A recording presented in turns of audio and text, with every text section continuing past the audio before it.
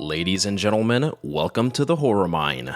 My name is Vic Shy, and this is the Scare Score, where I break down horror movies and rate them on how scary I think they are. In this episode, I'll be going over the 2021 Japanese horror film, Howling Village. The film is directed by the creator of the classic Japanese horror franchise, Ju-On, and based on the real-life urban legend of Inunaki Village. As usual, I'll be going over the events that take place throughout the film and rating the scares based on how effective they are or attempt to be. Takashi Shimizu is an expert storyteller and is known to tell his stories in very unconventional ways. His Ju-On films are a terrifying example of that, so I'm interested to see if Howling Village can live up to that. But how scary is it? Sit back and relax and join me as we explore Howling Village and tally up the Scare Score.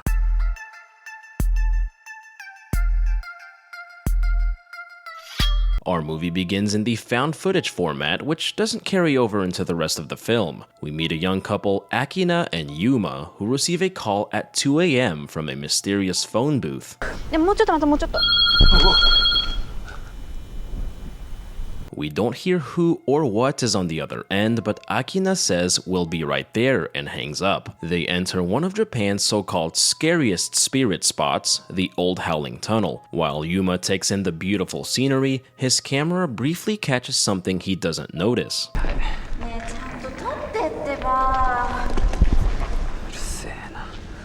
They find an eerie sign that reads, "The Constitution of Japan does not apply beyond this point." They discover the titular Howling Village, which really excites Akina. If you look closely at her teeth, she briefly appears to have fangs, which will come into play later on. これが正真正銘、実在した犬鳴村です。Because this is a horror movie, Akina needs to use the restroom and the pair get separated. Yuma wanders into an old house and sees the bloody bones of an animal inside of a cage. Akina is suddenly attacked by several individuals who sound like wild animals.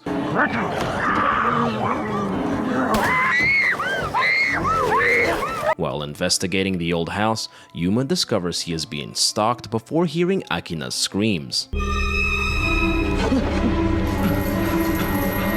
The pair run off from the village, terrified, and make their way out of the tunnel.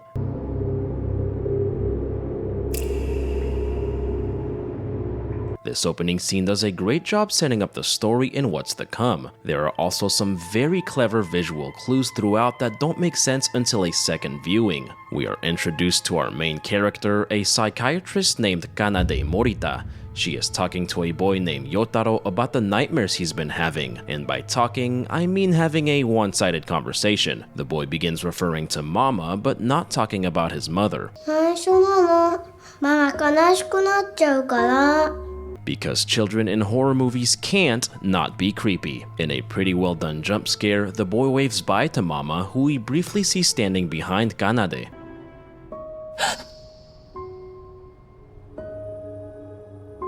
She returns home and we discover that her brother is Yuma from the opening scene. He says that Akina has been acting weird ever since they returned from Howling Tunnel. We are introduced to their younger brother Kota, who is excited to hear that Yuma visited the spirit spot. Their father overhears the conversation and gets angry at Yuma for talking about it. Kanade goes to see Akina, who is acting strange and singing a very creepy song. Whoops, not that song.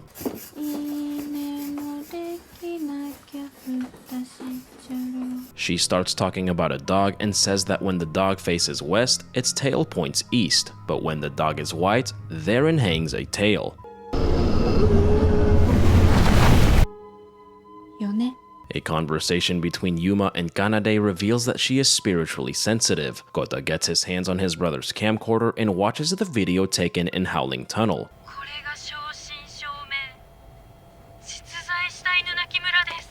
There is something extra creepy about seeing the video from the camcorder screen. It actually makes it scarier than the earlier scene itself. He hears Akina singing outside and sees her walking away soiling herself. They go searching for her and she suddenly calls Yuma on his cell.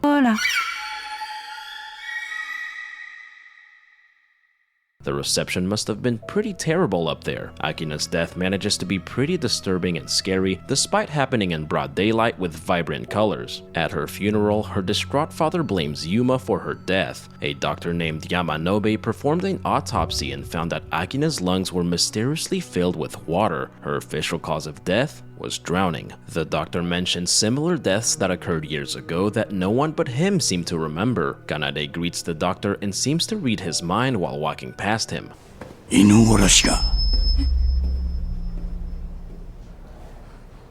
While mourning her death, Yuma learns that Akina was pregnant with their child but didn't tell him.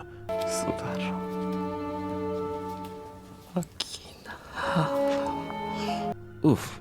That's a rough one. Kanade asks Kota about the village and sees a replica he made of it. He says that the village was wiped off the map but is supposed to be somewhere in the mountains. No one knows its exact location, but it has something to do with a cursed phone booth, a red bridge, and Howling Tunnel. Kota runs out of the room to be nosy, and Kanade feels an unknown presence directly behind her.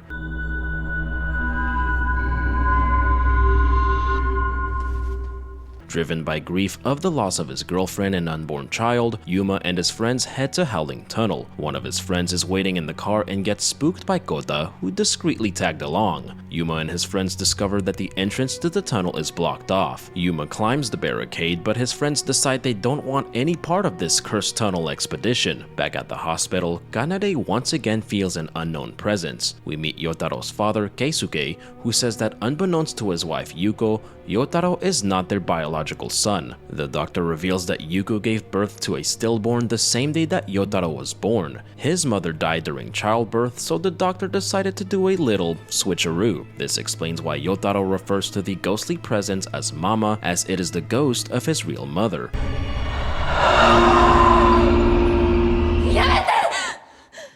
She proceeds to bow in shame as she now looks crazy to everyone in the immediate vicinity. So there's nothing really special or overly scary about this scene. However, the way the mother is staring down at her is actually pretty creepy. Kota finds Yuma inside of the Howling Tunnel, yelling at an unknown presence in the dark. Kota!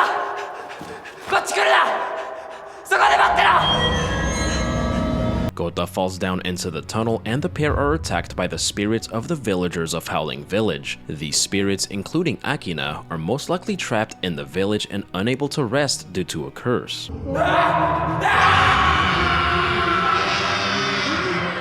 Yuma's friends bring the police and his family to the tunnel as he and Kota are now missing. Yuma's mother attempts to climb into the tunnel but is restrained by the officers. She starts attacking the officers and takes a bite out of her husband.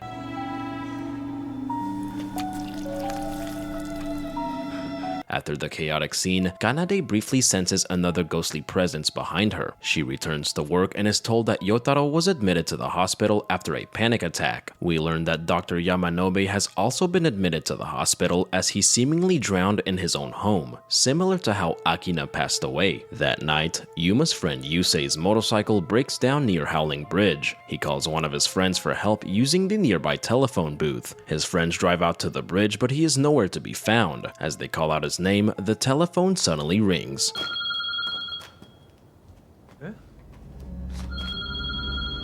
They pick up the phone and hear the same voicemail Yusei left earlier playing on repeat. As the door suddenly shuts, the phone booth begins to fill up with water as muddy handprints appear on the glass. At the hospital, Yotaro wakes up from his sleep sensing someone approaching his hospital room. With Kanade asleep on her watch, he wanders outside into the hallway. She wakes up and finds him standing outside of Dr. Yamanobe's room, saying that the old man was calling out to him. She hears multiple voices chanting from inside the room and sees several silhouettes moving around. She enters the room but only sees the old doctor laying in his bed. He grabs her hand saying that the water is coming and that she needs to run. The phone booth is now surrounded by the spirits of the villagers who simultaneously appear inside of the doctor's hospital room. The villagers begin chasing Kanade and Yotaro as Yuma's friends drown inside of the phone booth. They are chased into a dark room but suddenly wake back up in Yotaro's room as if it was all a dream. A spirit appears from underneath the blanket and tells Kanade that she carries the blood of dog killers. They both wake up to find out that it was yet another nightmare. A nurse walks into the room and tells Kanade that Dr. Yamanobe Kanade has just passed away. The next morning, we see all three of Yuma's friends dead inside of the phone booth. The hospital and phone booth scenes were pretty well made and decently scary. However, the constant back and forth switching between both scenes really took away from how scary each individual scene could have been on their own. As the police search for the missing brothers, they find a bag belonging to Kota inside of the tunnel. The mother is very distraught, and actress Reiko Takashima gives a really great performance throughout the entire film. Sensing he knows what may be happening, Kanade confronts her father Akira about what's going on and their family lineage. He pushes her away and says that she doesn't need to know. You really should have thought about that one before getting someone, you know, pregnant 3 times. Something I absolutely love about this film is the surreal, almost dreamlike atmosphere felt throughout. Also, the music in the film is beautiful and haunting.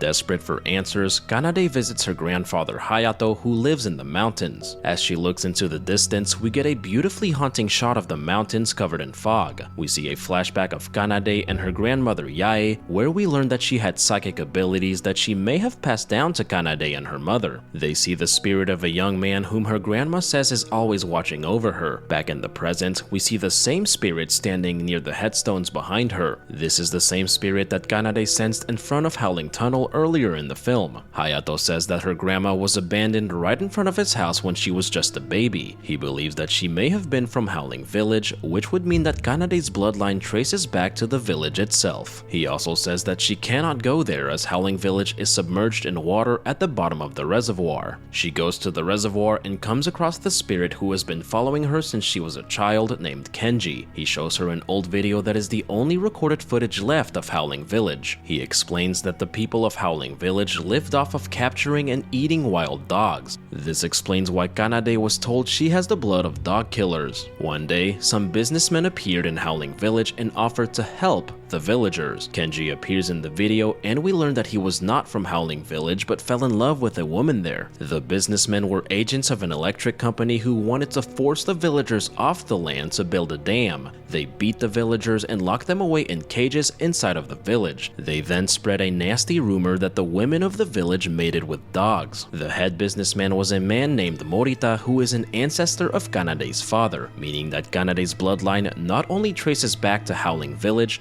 but also to the man responsible for its doom.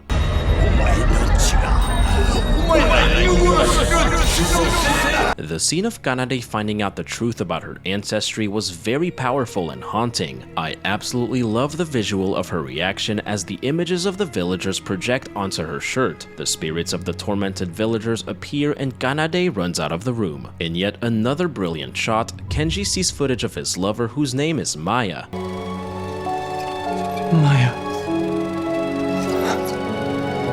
Kanade drives past Howling Bridge and is chased by the spirits of Yuma's friends. Sort of make these three seem a little goofy running like that. She drives home and, just like me the first time watching this film, doesn't notice Akina's body falling from the cell tower several times before this happens.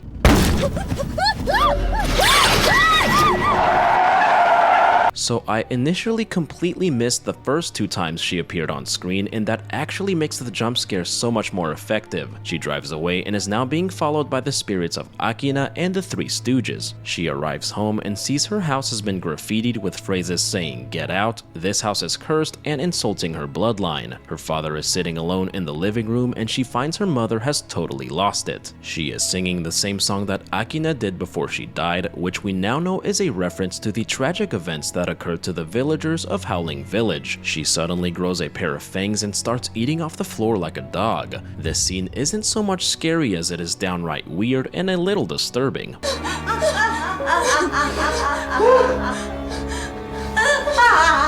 She goes into Kota's room and discovers a memory card hidden inside of the replica of the phone booth. The memory card holds the video of Akina and Yuma showing how to get inside of Howling Village.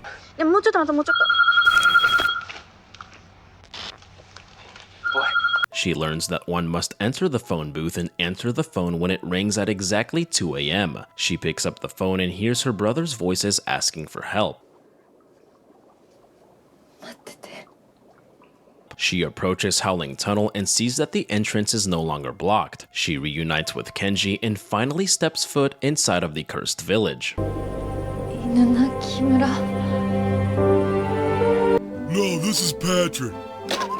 They walk across numerous corpses of the dead villagers. Kenji explains that the electric company murdered all the villagers in an attempt to make it look as if Howling Village never existed. He says that they don't have much time as the village will once again be submerged in water. They come across a dog eating the flesh of a dead villager and he chases it off. He leads her into a shed where she finds her brothers locked in a cage.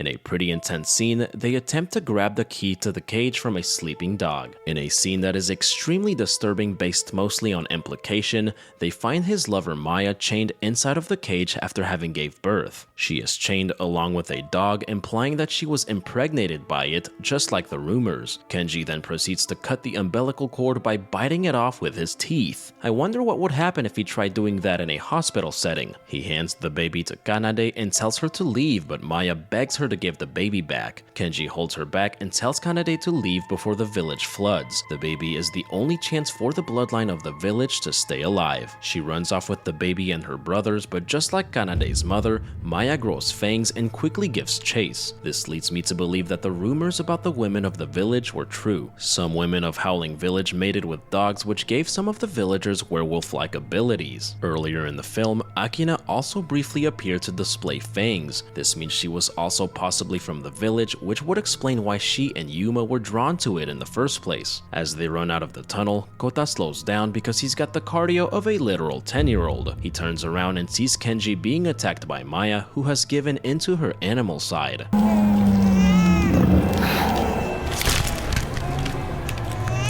She is followed by the spirits of the tormented souls of the villagers and the victims of the curse. She runs towards Kanade and her baby but is stopped by Yuma, who gets bitten in the process. Kenji attempts to pull her off of him, but Yuma tells Kanade to go. In a very tragic moment, Maya once again begs for her baby as Kanade runs off, leaving Yuma behind.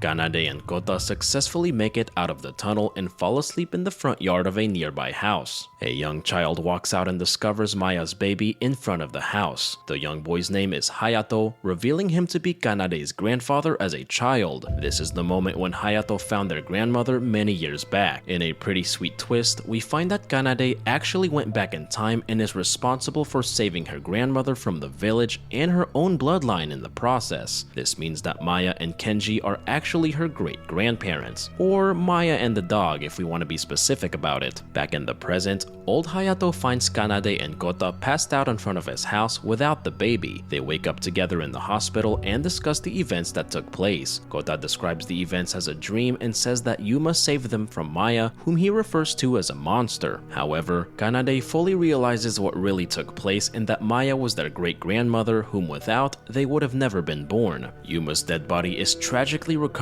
from the reservoir, meaning he drowned in the past when Howling Village was submerged in water. Kanade identifies his body and sees that Maya and Kenji's rotten corpses are attached to him.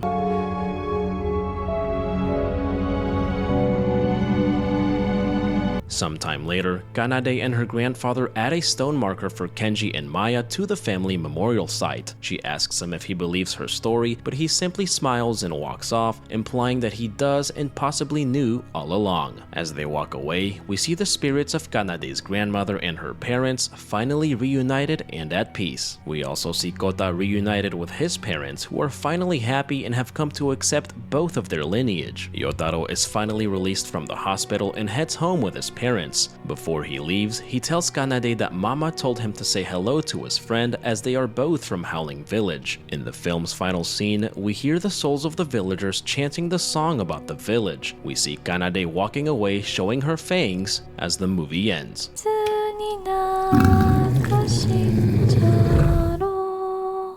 And And that, ladies and gentlemen, was Howling Village. My friends, I really enjoyed this movie. The storytelling in the film was truly engaging and beautiful. I believe that Takashi Shimizu is truly at his best when he tells mysteriously beautiful and haunting stories in unconventional ways. I honestly didn't think too highly of this film the first time I saw it, as I didn't really find it scary, which really influenced my thoughts on the film as a whole. However, after a second viewing, I came to really appreciate this film and everything it offered. This is, in my opinion, one of Takashi Shimizu's best films since the original Ju-on, and I cannot recommend it enough. Though this is the scare score, and I have to be fair in saying that the film wasn't very scary. Yes, there were a few decent scare scenes here and there, but overall didn't leave me with the terrifying feeling of Shimizu's previous works. I truly believe that the objective was to tell a mysteriously haunting yet beautiful story, as opposed to being downright scary, earning Howling Village a modest scare score of 42%. The film's scariest scene was when Akina fell from the cell tower right on top of Kanade's windshield. While this would classify as a jump scare, it was perfectly set up if viewers really paid attention, which really worked in its favor. Ladies and gentlemen,